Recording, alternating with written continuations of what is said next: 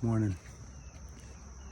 I want to talk about peace, and I want to talk about what takes it, and I want to talk about how you already have it. Again, it's the kingdom, right? So see, there's fear in the world. This garbage from the virus, the two opposing sides on how everybody feels about it, the lockdowns, the things that are coming from that, the fear if you turn on the news, the world. I'll tell you what, kingdom presence, right? Take a moment, breathe in the love of Christ, and breathe out whatever's bothering you. And breathe in the fullness and the love and the oneness with Christ. And breathe out whatever's holding you back. And breathe in that love of God. And breathe out any foul thing, till there's nothing left but God to breathe in.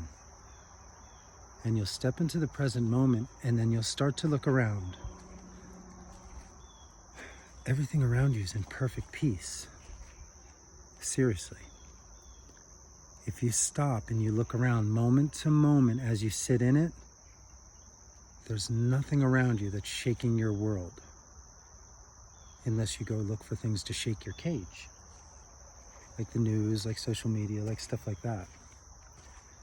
But the reality is, you're surrounded by complete peace and harmony almost all the time.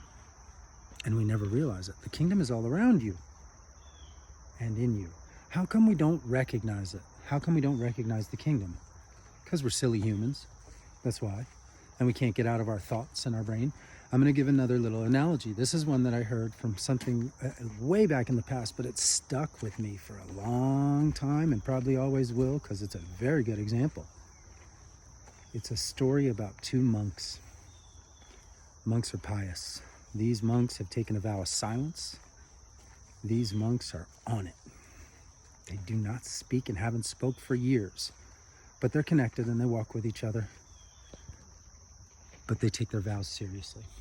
They cannot speak, and they've also taken a vow of chastity, and they will not touch women. Those are two solid vows. They're hard.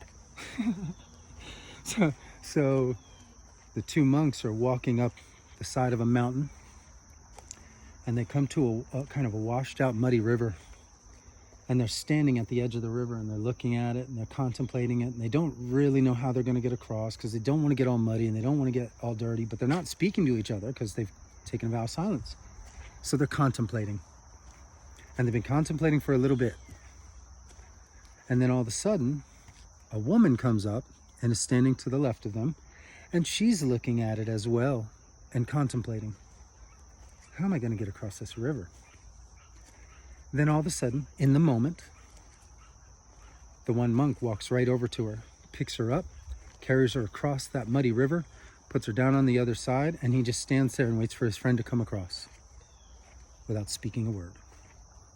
The moment he goes and picks up this woman and walks her across the muddy river, the other monk that has not moved is standing there watching this, and he is flabbergasted. He doesn't know what to do now. He's watching this and he goes, in his mind, oh my goodness, did he just touch that woman? Oh, he just touched that woman. He just broke his vow. He touched that woman. This is unbelievable. I can't believe he just did that. And he has real concern in his heart for his friend because he can't believe he just did that. Just to cross a river? Why would you ruin years and years and years of your vow? Why would you do that? This is all in his mind. So he gets past it. He gets to the other side of the river, and they're walking up the mountain. It's a high mountain. We'll put him in the Himalayas. They've been walking for hours. It's about 4.5 hours later, and then the monk can't take it anymore. He looks over at him and he says, I can't believe you. Why would you touch her? And now the other monk is shocked, and he looks at him and he goes, you broke your silence. And then you see how this is unwinding? And then the other monk goes, yeah, I did break my silence. How can I not? Why would you touch her? You know we can't touch women. You just ruined everything. You went and you picked her up, and now it's causing me to break my silence. This is unbelievable. Look at all this. And now the other monk says, You mean the woman back at the river? Oh no. The one I picked up and put down on the other side 4.5 hours ago, right? That one?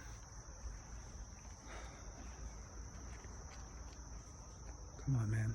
I put her down 4.5 hours ago. Are you still carrying her? Put her down.